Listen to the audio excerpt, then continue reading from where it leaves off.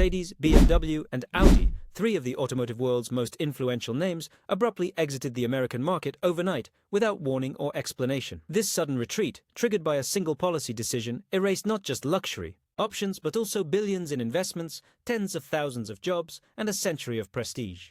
Was it merely about tariffs, or did deeper issues signal a shift in luxury's fate? What happens when the world's most trusted brands lose faith in the American market? This unexpected unraveling, unprepared for and unprecedented, reveals a story where Trump's tariff policy played a pivotal role. Weeks earlier, President Trump's late-night tweet on Truth Social declared a 200% tariff on all foreign-made automobiles and parts with no prior negotiation or public announcement. This digital decree aimed to bolster domestic manufacturing, but instead detonated like economic warfare, affecting vehicles from Stuttgart to Seoul. German automakers, reliant on global supply chains, struggled under this punitive tariff, forcing them to confront the harsh reality, either relocate manufacturing to the US or face untenable costs. Despite efforts to adapt, including local assembly in states like Alabama and South Carolina, the integration of foreign components made profitability impossible under the new tariffs. For Mercedes-Benz, BMW, and Audi, the decision to withdraw from the American market wasn't rash, but a calculated response to economic realities. Despite local production efforts, imported components crucial for their vehicles' construction became prohibitively expensive, leading to massive price hikes that deterred buyers and threatened financial sustainability. Even state subsidies couldn't offset the impact of Washington's tariff wall. As a result, luxury dealerships nationwide faced a sudden collapse, once bustling centers of opulence now left deserted and betrayed. This narrative, often overlooked by mainstream media, sheds light on the profound repercussions of policy decisions on global industries. Subscribe now and share your thoughts on how this unfolding saga resonates in your community. By midday, dealership phones weren't ringing with eager buyers. They were swamped with panic. The headline had broken. Mercedes, BMW, and Audi were out. Sales teams were flooded not with interest, but with confusion and fear. Dealerships that had spent decades cultivating brand loyalty and investing millions into state-of-the-art showrooms, staff training, and luxury service experiences were suddenly paralyzed. These franchises, often bound by long-term agreements with the manufacturers, were blindsided. No new cars were coming, no factory support, no updated marketing materials. Their operations were frozen overnight. Floor models turned into relics, and questions poured in. Would parts still be available? Were financing agreements still valid? Should owners try to trade in or return their vehicles before the situation worsened? Service departments, typically the financial lifeline of most dealerships, were thrown into chaos. Without access to updated diagnostics, firmware, or certified parts, even basic maintenance became a challenge. Owners of newer models were the most worried. Something as minor as a faulty sensor could ground a $70,000 car indefinitely. Within 48 hours, some dealers began layoffs. Others shut their doors completely, unwilling to gamble on an uncertain future. But this wasn't just a business collapse, it felt like betrayal. These local operators had been loyal to the German brands, helping build their prestige across the US, from Manhattan to Milwaukee. Now, they were left to bear the consequences of a geopolitical decision made thousands of miles away. Some dealership groups began exploring legal action, claiming breach of contract. Others spoke out in the local press, slamming the automakers for cowardice and Washington for economic sabotage. And the damage didn't stop with the dealerships themselves. The collapse rippled outward to car washes, detailing shops, tire retailers, local lenders, all businesses that thrived within the luxury car ecosystem.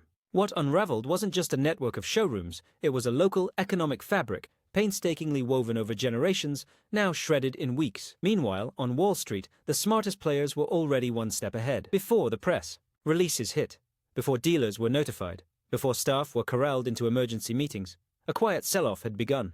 Insiders with deep industry ties sensed the quake before the tremors reached the public. Shares of Daimler AG, BMW Group, and Volkswagen AG started showing subtle, early volatility. Not dramatic enough to draw headlines, but enough to tip off those who knew what to look for.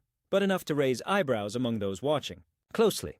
By the time the public learned of the German exodus, the market had already partially adjusted. Traders who hedged early against foreign automakers made millions. Investment banks began quietly downgrading German auto stocks days before. The announcement citing vague geopolitical uncertainty. Meanwhile, domestic giants like Ford and GM saw brief surges in share prices as investors gambled on a new golden age. A vacuum in the luxury segment ripe for the taking. But the celebration on Wall Street didn't last. What initially looked like an opportunity quickly curdled into dread. The broader implications of a trade war escalation spooked investors. Supplier stocks, especially those operating across borders, began to crater. Logistics firms, port operators, and specialized parts manufacturers suffered double-digit drops in market value. Hedge funds pivoted fast, shorting U.S. companies, heavily exposed to Europe. The fallout was global, and it was just beginning. Behind closed doors, whispers of insider trading grew louder. Executives and connected financiers had allegedly begun moving assets days before the tariffs were formally revealed. Quiet investigations were launched, but enforcement lagged behind. The trades were made, the profits were banked. The damage was irreversible. Wall Street had turned a human tragedy into an algorithmic victory. But far from the trading floors, a quieter collapse was unfolding, one that threatened a generation's economic future. The collapse of automotive education. For over 2 decades, Southern colleges and technical institutes had tailored their programs around the German-led manufacturing boom. Entire curricula were built in direct partnership with Mercedes, BMW, and Audi, from advanced robotics to electric powertrain diagnostics. High schoolers in Alabama and South Carolina had clear, secure futures, vocational pipelines, 6-figure starting salaries, internships before graduation, until the contracts were pulled. Almost overnight, the education ecosystem collapsed. Internships disappeared en masse. Learning partnerships were voided. Professors, some recruited from Germany to teach cutting-edge courses, now found themselves lecturing from obsolete syllabi. Scholarships dried up. Degrees designed to feed a now vanished. Workforce became dead ends. Students who'd grown up in households funded by the German auto sector now faced impossible choices: relocate, retrain, or restart entirely. Many chose none. Dropout rates soared in technical programs. Enrollment in automotive-focused tracks plummeted. Some community colleges scrambled to rebrand, pivoting to aerospace or renewable energy, but the damage was already done. Multi-million-dollar facilities sat quiet. Faculty morale collapsed, and most painfully, the students, the future, were left with nothing but broken promises. That's when the waiting stopped, and the fighting began. The labor uprising. No one predicted. The first blockade appeared. On Interstate 20, a line of freight trucks hauling German OEM parts halted. Drivers stood in front of their rigs, holding signs that read, "We built your cars. You don't get to walk away." Then came the walkouts, not just in shuttered factories. Those were already winding down, but in supplier warehouses, logistics hubs, and transport terminals. Spontaneous strikes erupted. Workers who had never set foot in a union meeting flooded into makeshift halls. They weren't bargaining for better contracts. They were demanding accountability. From companies, from governors, from Washington. Loading docks were blocked. Dealerships were chained shut. In Georgia, a supplier warehouse was occupied for 2 days before state police were called in. What made this uprising different wasn't just the anger, it was the focus. Workers didn't just blame the Germans. They blamed their own leaders, the politicians who handed out tax breaks with no exit protections, the officials who promised jobs for generations without safeguards. And it wasn't just blue-collar workers. Engineers, marketing staff, service managers, white-collar and hourly side by side, joined the protests. It wasn't about ideology, it was about betrayal. These weren't just jobs, they were homes, families, legacies. This was a labor movement America hadn't seen in decades, angry, organized, laser-focused, and it wasn't going away. Germany hits back, and the world listens. Berlin didn't retreat, it retaliated. Within 24 hours of Mercedes-Benz, BMW, and Audi's announced departure from the U.S. market, German Chancellor Annalena Baerbock convened an emergency session in Berlin. Standing before a packed press corps, she called the move economic sabotage dressed up as patriotism. Behind the scenes, the EU activated its trade defense mechanisms. A formal complaint was filed with the World Trade Organization. Quiet diplomatic briefings were held in Brussels. Trade envoys re-engaged stalled negotiations with Brazil, India, and Japan. Every handshake, every agreement, every public statement carried a message. The United States could no longer be trusted. The once reliable transatlantic trade alliance had unraveled. German car manufacturers, once proud symbols of globalization, had become mere players in a broader geopolitical contest. With growing frustration over the U.S.'s unpredictable economic nationalism, Europe began reorienting its focus, turning toward Eastern and Southern partners. Berlin's official rhetoric grew sharper, marked by defiant criticism. Germany's finance minister condemned the US for weaponizing tariffs, labeling it a dangerous move that jeopardized decades of post-war cooperation. The European Parliament backed this stance, passing a resolution denouncing the tariffs and showing support for the affected German firms. This wasn't submission, it was defiance, and the world took note. Editorials across global media characterized the moment as a turning point, a symbolic end to American economic dominance and the emergence of a multipolar trade world. Europe had drawn its line in the sand. The price of challenging the EU had just gone up, but Europe didn't stop at rhetoric, it took action, and that action sent a clear signal. They weren't turning back. As the US market closed its doors, China opened theirs. Within weeks of German automakers scaling back in the US, Chinese authorities were already in talks with leaders from Daimler AG, BMW, and Audi in Shanghai. The result was a burst of signed agreements, factory plans, and attractive local incentives. Germany's auto giants didn't just find a substitute for the US market, they found an upgrade, with greater political predictability and long-term growth potential. New manufacturing hubs were announced in Guangdong, with construction beginning in 6 months. These weren't ordinary factories. They served as centers for innovation, R&D, and regional strategy. BMW's announcement of a new design studio in Chengdu symbolized a deeper transformation. China wasn't just a market anymore. It had become the creative core of the global luxury car industry. This shift wasn't purely strategic, it was also emotional. Years of erratic US policies, sudden trade disputes, and tariff threats had left German automakers drained. China, though authoritarian, offered something critical: consistency. For companies planning billion-dollar investments over decades, predictability mattered more than ideology. China's luxury consumers had also evolved. The old stereotype of buyers chasing status symbols was outdated. The new wave of Chinese consumers was younger, tech-oriented, and focused on sustainability and connectivity. German automakers adapted, rolling out electric sedans with biometric entry, AI-assisted parking, and built-in ride-sharing tools. While the West debated protectionism, China quietly embraced the future of premium mobility and reaped the benefits, reinventing German luxury identity. With their US legacy abruptly severed, Germany's luxury automakers faced a difficult question: how to redefine themselves without their American foothold. The solution wasn't to dwell on the past. It was to innovate, reposition, and think globally.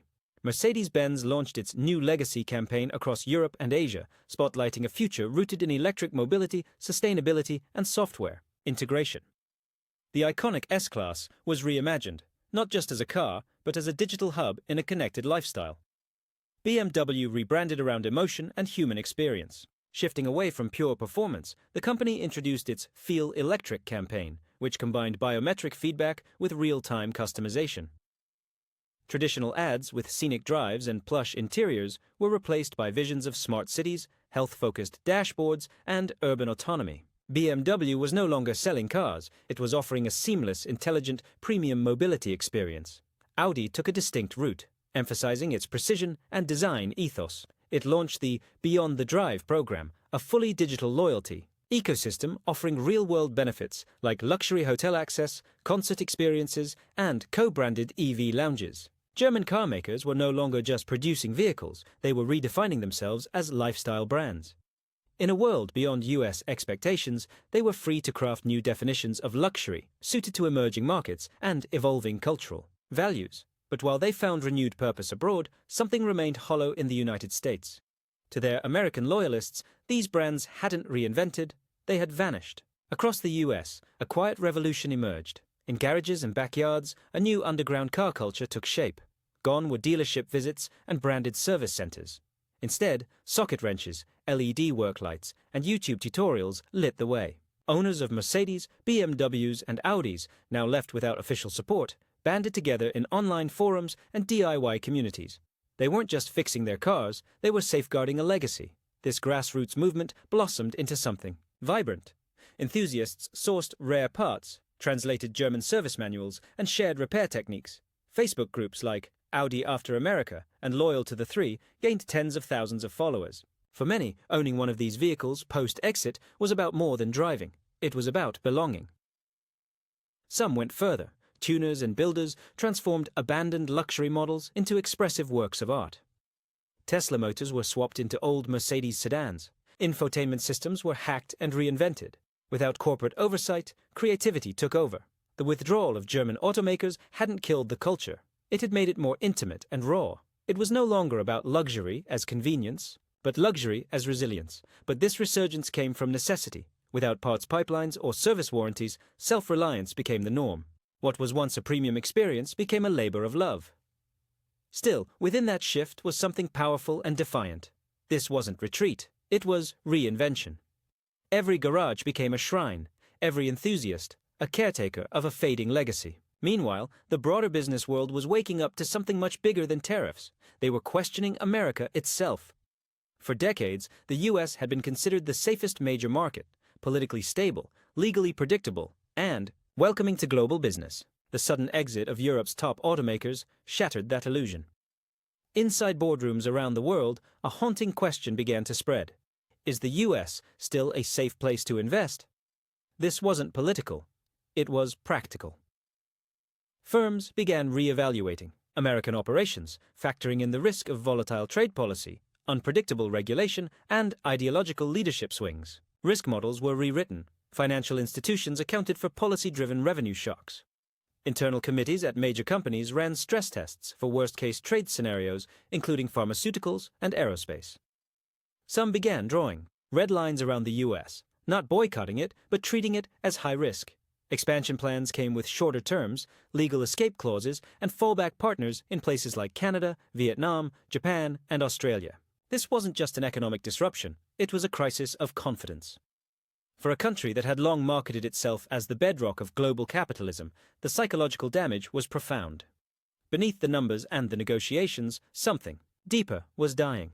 What died that day? It wasn't just a trade deal, it was a worldview. The belief that once you built trust, followed the rules, and invested locally, you were safe. That globalization, once established, was permanent. That illusion collapsed overnight. Mercedes had been in the U.S. for over 60 years. BMW's plant in South Carolina was its largest in the world. Audi had poured billions into tech and EV development, and yet, a single tariff order unraveled it all. What once seemed inevitable, globalization, now appeared fragile. It didn't take war or recession to break it, just a press conference and a tweet. The world had entered a new phase, defined not by open markets, but by economic nationalism, strategic decoupling, and leadership unpredictability. Consumers noticed it instantly. Corporations would feel the ripple effects for decades. Future. Plans will now be made with built-in escape hatches. Political forecasting will become as vital as financial projections. Trade will continue, but the trust is gone. The automakers, Mercedes, BMW, and Audi will adapt. They'll innovate. They'll thrive in China, Europe, and the Middle East. But their experience in the US will serve as a warning, a reminder of how even the most trusted partnerships can collapse in an instant. And in America? The roads will carry new names. The dealerships will wear different badges. The consumer will move on. But what disappeared wasn't just a few cars. It was certainty. The exit of German automakers from the United States wasn't just an economic or industrial event. It was a cultural fracture, a moment that peeled back the illusion of permanence in global capitalism. For decades, brands like Mercedes-Benz, BMW, and Audi weren't just selling luxury cars. They were anchoring a transatlantic identity, blending European engineering with American aspiration. Their departure left behind not just empty dealerships, but a vacuum in American car culture. One that quickly became filled not by new brands, but by a grassroots renaissance of defiant loyalty. In garages from Detroit to Dallas, car enthusiasts turned from consumers into custodians, building informal networks to preserve, repair, and reimagine these vehicles without corporate support. Online communities like Audi After America and Loyal to the Three became digital town squares where knowledge was exchanged like currency. How to translate German service manuals, where to source rare control arms, how to hack infotainment software abandoned by over-the-air updates. This wasn't nostalgia, it was necessity. With warranties void, parts supply chains collapsing, and no dealerships in sight, self-sufficiency was the only option. But what emerged was more than maintenance, it was reinvention. Tesla motors were installed in aging AMGs, custom bodywork, and software hacks turned once identical sedans into personalized tributes to the lost era of European luxury. Meanwhile, far above the level of DIY grease and socket wrenches, something deeper was shifting in the halls of global business. The sudden collapse of such deeply embedded corporate relationships shook confidence in the United States as a stable, rules-based market. Risk committees at multinational firms began rewriting investment strategies, not out of politics, but out of operational caution. The US was no longer a sure bet. It was a wild card. Forecasting models now required buffers for political volatility, legal reversals, and impulsive economic policy. Expansion maps began highlighting Canada, Japan, Vietnam, nations perceived as more reliable partners. For global executives, the German automaker exodus didn't just disrupt a sector. It signaled the end of a certain kind of American dream, the dream that you could plant roots, follow the rules, and be safe. What died was the myth of market permanence, the idea that globalization, once achieved, could not be undone. And, for the automakers, the US is no longer a land of strategic opportunity. It's a cautionary tale. They will succeed elsewhere, but they will never forget what happened. For American roads, the silence left behind isn't just mechanical. It's symbolic. A certain hum of trust, predictability, and partnership is gone. And what has taken its place is not just a different badge on a car, but a different sense of what global business now means: fragile, unpredictable, and no longer immune to collapse. The current situation for automakers in the United States is marked by deep uncertainty, dramatic realignment, and intense pressure from multiple fronts: economic, political, and technological. After years of heavy investment in electrification, companies like Ford, GM, and Stellantis are now hitting the brakes. Consumer demand for EVs has proven weaker and more regional than predicted, particularly outside affluent urban areas and coastal states. High interest rates, inflationary pressures, and inconsistent federal incentives have all contributed to slowing adoption. Automakers that built ambitious EV capacity plans based on optimistic forecasts, such as GM's all-electric future or Ford's multi-billion-dollar push into EV trucks, are now facing painful course corrections, scaling back production targets, delaying new models, and re-evaluating their investment timelines. Meanwhile, global competition is intensifying. Chinese automakers, although still blocked from direct entry into the US market due to tariffs and political tension, are setting new benchmarks for affordability and tech integration in EVs. Their presence looms large, especially in Latin America, Europe, and Southeast Asia, pressuring legacy American brands to compete on cost, speed, and software innovation. On top of that, Japanese and Korean companies, Toyota, Honda, Hyundai, Kia, are capitalizing on America's shift toward hybrids and flexible powertrain options. Toyota in particular has leaned into hybrid dominance rather than jumping fully into EVs, a strategy that now looks prescient as consumer hesitation toward fully electric vehicles grows. Labor dynamics have also added another layer of instability. The recent UAW strikes resulted in major wins for workers, but created long-term cost challenges for Detroit's Big Three. These higher labor costs are hitting at the exact moment when capital expenditure on electrification, software platforms, and factory retooling is at its peak. Wall Street's reaction has been telling. Automaker stock valuations are lagging, and investor confidence in long-term profitability, especially in the EV segment, is shaky. Additionally, the US government's industrial policy is caught in political crossfire. While the Biden administration supports domestic EV production through the Inflation Reduction Act, regulatory unpredictability and potential reversals under a future Trump administration have many companies hesitant to fully commit to American-based expansion. In short, the US auto industry is in a liminal state, too far invested in transformation to go back, but not yet able to fully realize the future it envisioned.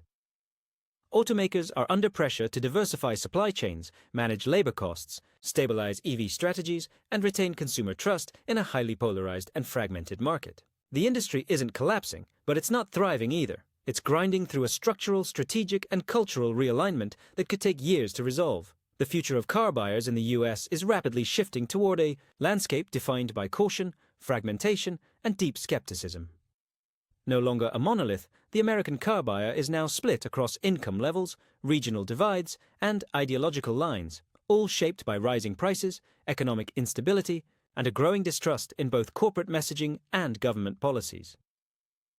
Buyers are holding on to older vehicles longer, often out of necessity rather than choice, and when they do shop, they're laser-focused on value, reliability, and long-term affordability. Interest in EVs, once hyped as the inevitable future, is cooling for many segments, especially among working and middle-class consumers who lack access to reliable charging infrastructure or can't justify the higher upfront costs.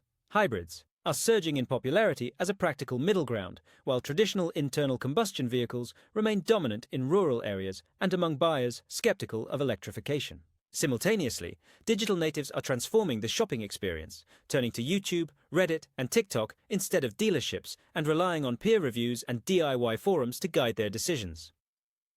Many buyers are becoming their own mechanics and curators, especially as foreign luxury brands retreat and legacy automakers cut back on service support. This has spurred a quiet renaissance in underground car culture, with enthusiasts restoring, modifying, and preserving vehicles as personal statements rather than disposable assets. On the other end of the spectrum, financially stretched consumers are exploring alternatives like vehicle subscriptions, ride-sharing, or short-term leases as permanent transportation solutions. The result is a future where automakers can no longer rely on a single marketing narrative or product strategy. Buyers are no longer just looking for cars. They're navigating a minefield of economic pressure, political volatility, and fading trust in both industry and institution. To survive, the industry must recognize that the American buyer has evolved from a passive consumer into a highly strategic, resourceful, and sometimes defiant actor in a market that no longer guarantees stability or loyalty.